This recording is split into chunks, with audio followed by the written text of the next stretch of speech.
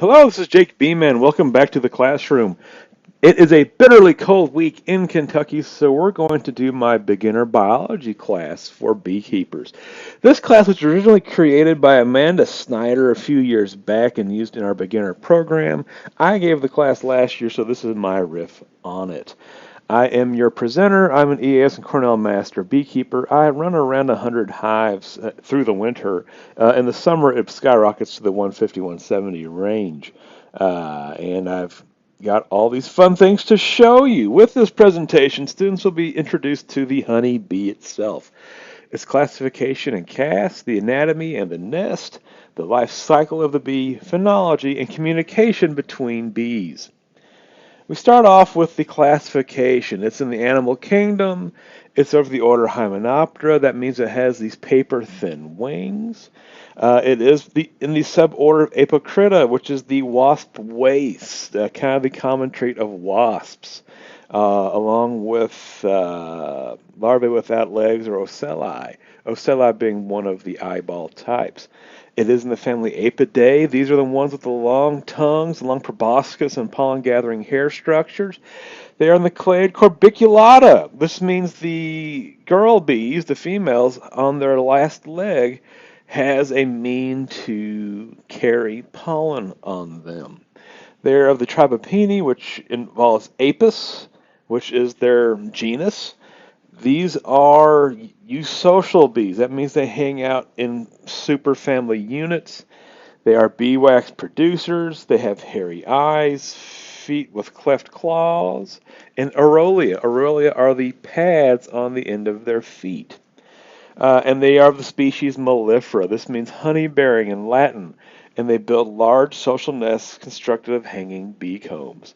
There are several origin theories about how bees came into Europe. We know how they came into the United States. They were shipped here. But in terms of Europe and Africa, most likely they came out of Asia because that's where the other Apis genus members are found. Now, there are two castes and two sexes in the honeybees.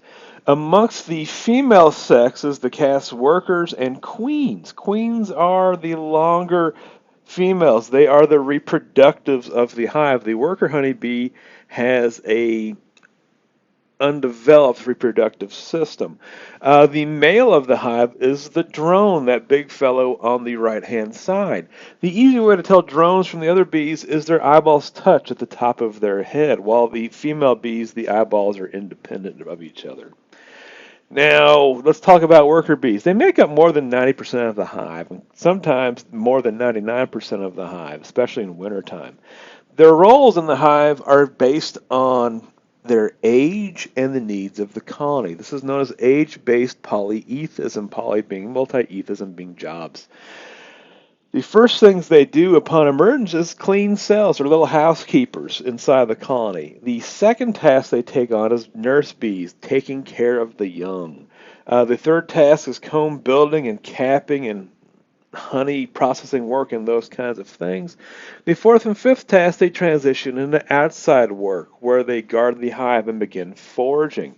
And their life cycle can also be very dependent on the time of year. In the summertime, bees have a pretty short life cycle, around 6 weeks, because they are just so active and they work so hard in foraging. However, in the winter, we can see these worker bees lasting for 6 months because they're spending most of their time inside dealing with hive concerns and not being exposed to the pressures, risks, and honestly, negative impacts of foraging.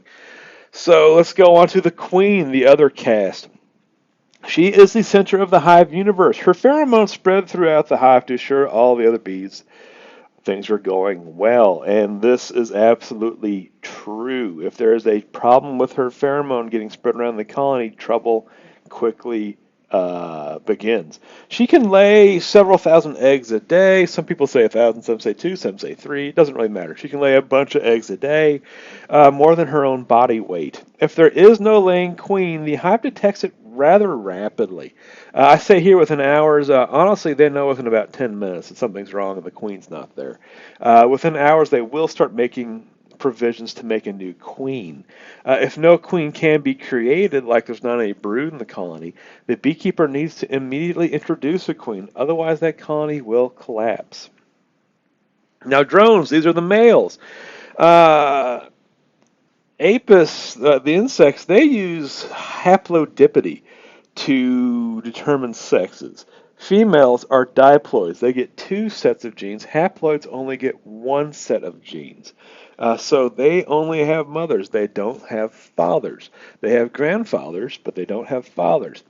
Now, they don't do much active work in the hive. They don't collect nectar or pollen. They can barely feed themselves. But they do have roles in colony health and behavior. And the reality is, the drone, for the most part, is built for mating. It's his job to go out and get mated. And if you look at how he's put together, we can kind of see that illustrated. His head is basically a giant pair of eyeballs and antennas, so he can spot those queens at the mating sites. His thorax is enormous, so he can fly very fast. He sounds a bit like a C-130 taking off if you're near a beehive and you hear one. Frankly, his abdomen, that's a lot of that is sex organs back in there. So he's really built for a purpose, and that's the only purpose he really has. Now, parts of the honeybee. Let's look at the head first. The head is where a lot of the sensory organs reside. In order to gather food, the bees need to know what that stuff looks like and how to get there. They have to recognize landmarks, make sense when the weather is good or bad to fly, and also be able to direction themselves or triangulate where they are relative to the hive. The head is the location of several important structures: the eyes, antenna, mouthparts, and sensory hairs, which we will get into here. The eyes. There's 5 different eyes on every bee, of 2 different types. The more visible ones are the compound eyes. They take up large areas of the face of the bee. We see a female worker bee on the bottom picture, and her eyes pretty much take up the entire sides of her head, compared to the male bee, the drone in the picture above, where his eyeballs take up, honestly, most of the area of his head. The female bee has about 7,000 little eyelets, the hexagonal facets, that allow her to see. This eye is designed well for noticing movement. It's important for like flight and defense reasons. The drone eyes are even more refined, giving them ever better capacity to find queens in the mating sites. Near the top of the head, you will find 3 small simple eyes. These look like little dots, and they're located close together. These are the ocelli. Their light sensors are important for navigation. On the drone, if I recall correctly, they're immediately above the antennae and barely visible. In the worker bee, they too are located above the antenna on her forehead. Bees do see differently than humans. In addition to seeing colors, bees see ultraviolet light, but they do not see the color red. We see red through violet, bees see orange through ultraviolet. And many flowers are actually tagged with ultraviolet indicators where the nectaries are that we cannot see. There's a lot of interesting things about bee vision. One of them is when bees exceed 20 miles per hour in flight, their color range disappears. They can only see green light. So in effect, they go to black and white vision when they're flying at high speeds. Those other functions shut down for whatever reason. Now, going further, the antenna. This is really how bees find the food, because this is where they have their smelling organs. The antenna collects information about taste, touch, smell, and sound. They act independently. That also means the bee smells in stereo. It can use those kind of 2 foreign-mounted noses to really dial in on where smells are coming from. One special structure in the antenna is the Johnston's organs. These detect airflow and sound and are important in the bees navigating. They do require constant cleaning. You can see in this picture there's a good bit of pollen that's actually kind of caked on the antenna. The bee's front leg actually has a special tool, the antenna cleaner, integrated into one of its elbows, so it can really clean those antennae very well. Now, the proboscis is the bee's tongue. It is located in the head. It's really 3 different parts that come together that function like a straw. and they can use that to suck up water or light plant nectar. We think of bees as visiting flowers and flowers alone. They also spend a lot of time collecting water during times of the year. They can also use their tongue to lap heavy nectar and honey, kind of like how a dog drinks water. They just dip it in there and scoop it up. The length of the proboscis determines which flowers nectar can be harvested from. If you see bee balm, or to a lesser extent, purple clover, the larger florets in the middle are too long for the bees to work, so honeybees will work the smaller florets at the side because they're shallow enough for their tongues to reach the nectaries at the bottom. Other parts of the bee, the thorax. This is the middle section of the bee. This is what handles all the movement, all the locomotion of a bee. It contains the connection and the parts, the three legs, three pairs of legs, and two pairs of wings. Now, the wings we'll look at first. This is also where they get the Hymenoptera name because they've got those real paper-thin wings with veins through them. There's two pairs on each side of the thorax. There is a little Velcro thing called the hemuli that actually links between the hind wing and the forewing and locks them together, allowing them to use those wings in parallel. That's what makes flying possible. The issue with that is there's some diseases that cause that function not to work, and it causes something called K-wing, where the wings don't connect to each other, and that greatly interrupts their ability to fly.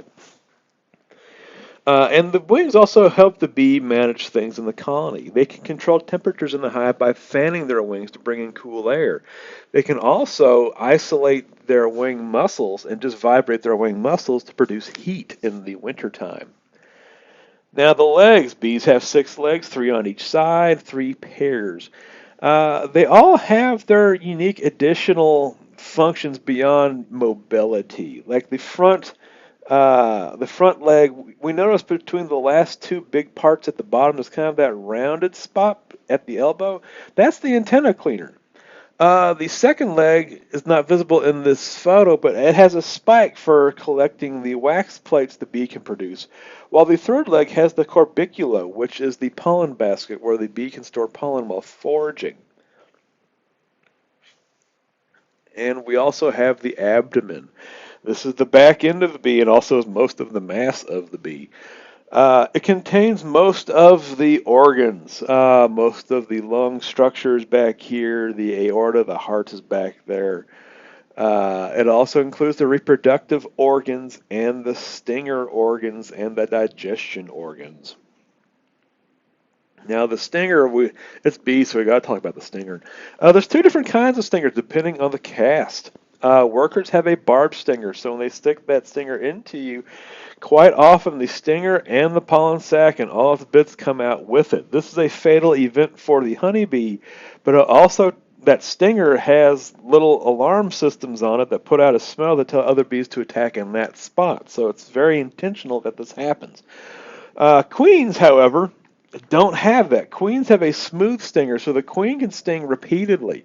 And this is important for queens when they're fighting for control of a hive, when they're fighting with their sisters, that they don't have a stinger with a barb on it so they can retract it and recover their stinger. They can keep their stinger. The stinger is actually a modified ovipositor. The bee's ancestors used stingers for placing eggs in things, and a lot of other insects still have these ovipositors. Like the small hive beetle, she's got a really long, flexible one that can park a egg deep inside of a pollen patty and cause you all sorts of mischief. Because the end of the worker stinger is barbed, she cannot withdraw it from skin. That's a partial truth. I've had bees sting me that the stinger did not come out with, but that's kind of the hallmark of a honeybee sting, is the withdrawal of the stinger assembly. If the stinger is pulled out, it does continue to pump venom, and actually the 2 blades keep cycling, which will cause the stinger to slowly keep working its way into the skin of whatever's been stung for the next few seconds. If you ever get stung with a stinger, use a fingernail or like a credit card and just kind of drag that thing out. You don't want to squeeze that bag, because that'll inject the rest of the venom that's in there into you even faster. Now the bee nest. This is the big old collection of combs attached at the top. From Dewey and Larry's honeybee biology book, there's a couple universal points to where bees put these things. They're in a shelter-protected site. They're in a darkened area that's dry and unoccupied by other animals. It is a small, defensible entrance, usually near the bottom, preferably south-facing. They need a certain amount of space to do their bee stuff. We say around 40 liters. They can do bigger spaces, they can do smaller spaces, but 40 seems to be the median they seek out. Parallel comb construction with bee space, so there'll be about 3 inches of space between the combs so the bees can work the comb itself and do their bee business. And you'll have separation of brood and food areas. Generally, brood is at the bottom of the nest while food is overhead. And the higher, the better. The bees have a preference to build their colonies high up in the air. Now, going back to the separation of brood and food areas, as a colony collects food in the summertime, the brood nest tends to descend underneath the honey. Now, when that season changes and it goes into winter and they're no longer making honey but eating the honey, that brood nest will ascend with the honey band through the year. So they're always in constant direct access to that food. Now the comb itself, we can see several different kinds of comb, and this slide has them in it. In the middle of that picture of a honeybee comb, we notice the cells are a little bit bigger. This is drone comb. Drone comb is about 1 millimeter wider than worker comb is, and that's because drones are physically bigger, so they need that larger space. We see worker comb on the two sides of this comb, to the right and to the left. However, we see a problem on this one if you're an experienced beekeeper. We see those raised caps in the worker comb on the right-hand side. This colony had a drone-laying queen. She could only lay drone eggs, so she laid drones in worker comb. Well, drones and workers comb are too big for that comb, so the worker bees put those big rounded caps on them when that happens. It's really noticeable. So this colony was actually in trouble. In the bottom left, we have a drawing of queen cells. It really should say queen cells. And these are the larger modified cells that queens are reared in. They're significantly larger. They're kind of almost a peanut in size and appearance. The one on the left is intact. The one on the right's been cut open and the queen removed from it, likely by another sister queen emerging and killing that queen, then being removed by the worker bees. The queen cell in the middle has its bottom opened. Sometimes the bottoms fall off. Sometimes they're hinged like a lid. Sometimes they'll actually close themselves after the queen has emerged.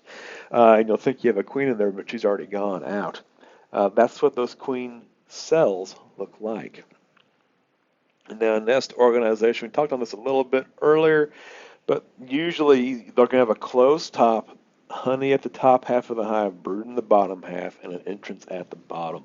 And we mimic this same setup with our managed, produced hives, where we have the honey at the top, the brood at the bottom, and an entrance at the bottom, and closed tops on them. We're mimicking that feral hive structure in the mythical bee tree. Now, the bees are very good at maintaining temperature in these colonies. To rear brood, you need to have the hive be 95 degrees, period. And the bees have a lot of means to control that. We notice on this chart here from a hive in Kentucky that, from April up through September, they kept it pretty dang close to 90 degrees in that brood nest because that's what they need for rearing brood, even though the ambient temperatures and everything else was bouncing all over the place. When temperatures go below 55 degrees, bees will cluster. They assemble together in a tight ball to maintain body heat because if they go below 50, they kind of end up catatonic and can't survive. They also must control humidity in the hive. When they're rearing young, it needs to be wet enough so the brood doesn't dry out because the brood is very porous and sitting on top of puddles of food. So if it's too dry in there, that just doesn't work. But other parts of the hive need to be dry enough for the honey to cure. So there's a balance to be sought here. And there's also issues with condensation in these hives in winter. Condensation can provide a water source for bees inside of a hive during the winter cold. But if that water rains on their heads, because the hive is perfectly level and the condensation is occurring in the middle of the top of the hive, it will chill and kill the brood, the cluster below it. So we have to be aware of how we control condensation in the wintertime. Now, the life cycle of the bee, they start out as an egg. They're an egg for 3 days, then they're an exposed larva for 6 days, and then they pupate for however long, depending on which caste and sex they are. Queens will usually be a 16-day cycle in total, so 3 is an egg, 6 is larva, and, oh, what's the math? 7 days capped. Workers are 21 days to emergence. Drones are 24 days to emergence. So the egg stage. A queen lays either a fertilized or unfertilized egg, depending what she's making. It's a fertilized egg if she wants a female bee, or remember, they're diploids. So if she's making other queens or other workers, it's got to be a fertilized female egg. The unfertilized eggs become drones because they're diploids. That's, again, how their sexes work with bees. An egg is positioned upright. It stands kind of at attention when she lays it. But on the third day, and to an extent the second day, the egg kind of lays down. It kind of flattens down in that cell, followed by the egg case eclosing. They don't really hatch as much as their covering melts away. Now, the life cycle of the honeybee, stage 2. This will be the larval stage. These larvae receive different food from the worker bees depending what they are. Like really young larvae receive queen food, but after like day 3 of being emerged, worker bees start getting a different food while the queen bees, the future queen bees, keep receiving that queen food. And that inferior food fed to the worker bees causes their ovaries to not develop. In many respects, a worker bee is just a queen bee that's had her development retarded by keeping certain foodstuffs away from them, by giving them an insufficient diet. Drones receive their own special kind of food as well. It's a different mixture of what's in there. Now, the larva molts multiple times through the 6-day period. It molts on like days 3, 4, 5, 6. After 6 days, and molts, that means it sheds its skin and it gets bigger. After 6 days, worker bees cap these cells with beeswax to protect and keep them, moist and everything good. And they undergo pupation underneath the caps. And that is stage 3, pupation. This is where they go from looking like a worm to looking like a bee. This is where the bee develops its actual body parts it's going to need to function, like wings, eyes, legs, body hair. And towards the end of this process, it starts to look like an actual bee. And we can actually date how old the pupa is, how old that baby bee is, by its appearance and how it's melanizing or how its eyes are white or they're red. Notice the big difference between days 13 and 15. It goes from white eye to red eye. And day 17, we start to get some coloration, while we really don't get full melanization until day 19 and 20. Melanin in the bees is the same as melanin in us. It's the stuff that causes tan appearance. It's what causes the darkening of the cells of the honeybee. Now, stage 4 is the adult stage. This is where the pupa has matured, and now a new adult bee chews her way out of that closed cell. Again, for queens, it's 16 days. For workers, it's 21 days. For drones, it's 24. Now, this days to emergence can be drifted by the temperature. You can have queens come out on day 15 or even 14 if it's warm enough. And they can also come out on day 18 if it's cold enough. So you can have a real change in that. These aren't very static numbers depending on weather. Now, we talked about the work cycle for the adult bee after she emerges. She's first doing house cleaning, then she does nurse work where she's attending to the brood, then she does housework, which is, comb building and honey work up top. Then she does the outside stuff, guard work, foraging, and scouting. We're going to get into those things here. Foraging and flight. It requires good weather and some amount of blue sky for any distant flying. That's because bees actually navigate using ultraviolet radiation. They can tell where the sun is in the sky by looking at any clear part of the sky and seeing the polarized light bands. That's how they navigate. They have specific forage targets and activities. They might be looking for nectar because the colony needs calories. They might be looking for pollen because the colony needs protein. They might be seeking water because the colony needs cooling in the summertime because they will use water as an evaporative swamp cooler inside the hive. They might be looking for water in the wintertime because they've been eating dry honey for so long they're just desiccated and they're desperate for some water. They might also be robbing. They might be searching for other weak colonies to take honey out of. Or they might be scouting, looking for new food sources, or looking for new homes if it's swarm season. Now, the colony life cycle, a lot of what happens in the hive is seasonally dependent, and we can kind of predict using the calendar.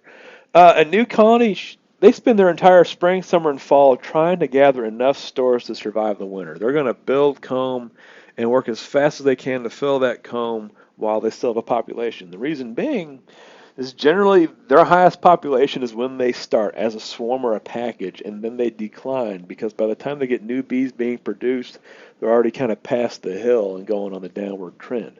When they go into winter, the dearth is usually around 10:15, so whatever they have done by 10:15 is what they have to winter on. And a lot of colonies aren't successful making it through that first year into their second year. Now, surviving colonies, ones that make it through the winter, they start rebuilding their population with the first pollen and nectar flows around March 1st in our region. They rebuild some of the expended hive stores during this build up, so the colony starts gaining weight while they're building this population up. And the population tends to get pretty big around April through June when swarming starts. Whatever bees don't swarm out stay in the colony. Population peaks around June. And usually with June, the population starts to decline afterwards because we enter the later part of summer. The blooms aren't as good. The colonies are already getting geared up for winter. Now, bees have different ways of communicating amongst themselves. We'll go through these three different things here. Odors are a big part of it, and smell. And there's pheromone ones and non-pheromone ones. The non-pheromone ones are these, like pure identification. Each colony develops its own scent, depending on what they're eating, what they're getting into, what's coming off the wax. So bees can tell members of their colony apart from other bees by that smell. There's food smells. Foragers present what they're gathering to inform recruited foragers. Foragers literally bring back the stuff and share it with other potential foraging bees to get them to go out and collect the same stuff.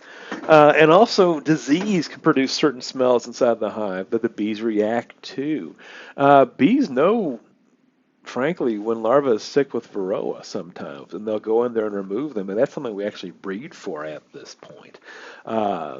Bees can absolutely smell some diseases. And then there's the pheromone signals that bees also communicate with. Like the queen produces several unique pheromones. You could really have a book just on queen pheromones.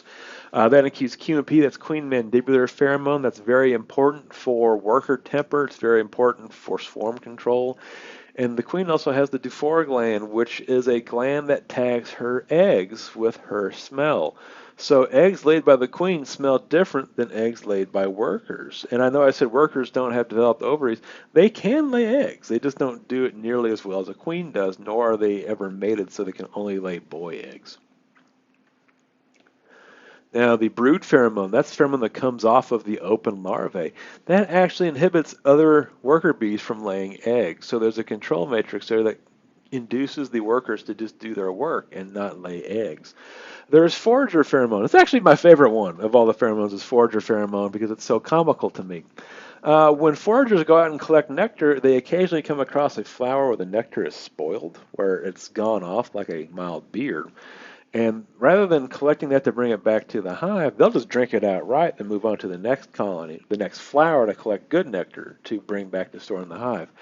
And what this means is the forager bees have a little bit of a drunken uncle smell to them, and that actually regulates when bees turn into foragers in the hive. The more bees that smell like drunks in the hive, the less new bees will be recruited to forager status.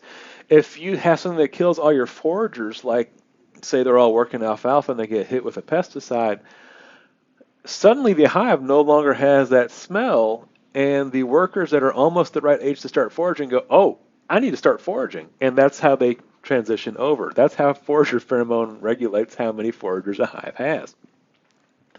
There's also Nasonoff pheromone.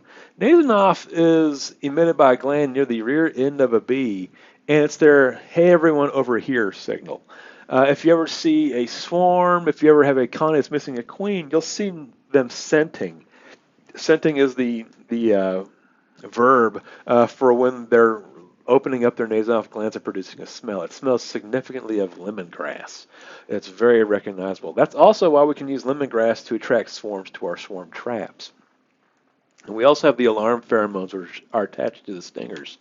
Now, there's actually two different kinds of alarm pheromones put off by the bees. There's one from the mandibular glands, which is located in the upper jaw of the worker. The mandibles are the working ends of the mouth, so the mandibular glands are located in their face. And it kind of makes this chemical smell, a chemical smell that's really convenient and descriptive, to propanol. It smells like a solvent. It smells like a paint solvent. And if you have a bee trying to sting you through your veil, you'll smell that paint solvent smell coming off of that bee. She's telling other bees there's problems over here with that smell coming out of her mandibular glands. They also have a gland attached to their stinger that puts out all sorts of other signals. So if they sting you and that stinger pops out and that stinger is dumping those signals out, that indicates to other bees to attack that spot. That's what makes them so efficient, dealing with like bears, because once you get one stinger in that bear's nose, every other bee knows where the nose is, and they're going to start parking their stingers there too. And these odors induce other bees to behave defensively. There's something referred to as defense in common when it comes to like Africanized hives, where if you're working a hive in one of the apiary and you tick them off and they start dumping out these alarm odors, it ticks off every other hive in the apiary. So these are things to very much be aware of when working with bees, is these alarm pheromones. Now, bees also have language through dance. Like they can do the waggle dance, and that's what's illustrated in this image here, where the bee does this dance that shows other bees where to go, whether it's for forage or nesting locations. Basically, the bee uses gravity to say, if she goes straight up or down on the comb, she's telling the other bees to fly straight to or straight from the sun, and she can kind of dial off of that to show directions to take away from the sun. Like in this image here, the bee's saying, go out the front door, take a 45-degree turn to the right of the sun, and then fly a kilometer because I did the buzz for about a second. That's how this stuff translates. And this tells other bees where to go to find forage or nesting locations. There's also the forager dance, where the bee comes in and is trying to get offloaded because the forager bees don't take the stuff to the comb. The forager bees come in and hand the stuff off to a bee that specializes in putting the stuff in the comb. So she'll come in, and if she doesn't have somebody to help her, she'll actually put up her front legs and kind of dance around back and forth saying, hey, I got stuff someone needs to take. There's also the recruitment dance, which is kind of the wake-up, shake-up, where you'll see one bee kind of halfway step on top of another one and then just bops it a couple times to say, hey, there's stuff that needs doing outside. We need to get going. There's also a grooming dance where the bee kind of wigwags. It kind of shakes its tail around a little bit, asking other bees to help clean her because she has a pest on her or something she can't quite get herself. Last thing on here is honeybee subspecies and hybrids. There are several subspecies that are in modern and past uses. Most of these subspecies originated about 1 million years ago. And you'll see them in catalogs for Italians, Carnies, Caucasians. You really won't see Germans because those have really fallen out of favor. And you see some spiffy hybrids. The takeaway I want beginners to have with this is don't pay too much attention to any of this. They're kind of a loose collection of traits that we assign bees, whether they are or are not part of that subspecies. And if you're beginning, for the love of Pete, get bees from someone near you that's been successful. Nukes are far more successful than packages. So I'm going to say that again. For your own good, buy bees from someone in your area who is successful with their bees. Buy their bees. And nukes are generally a lot more successful than packages. So in summary, we've introduced you to the honeybee itself, their classification, their castes, their anatomy, and their nests, their life cycle, phenology, the cycles of the hive relative to the seasons, and communication between the bees. And I hope you have found this quick little presentation both informative and enjoyable. If so, click like and subscribe and share this where it needs to be seen. And I'll say good luck and happy beekeeping.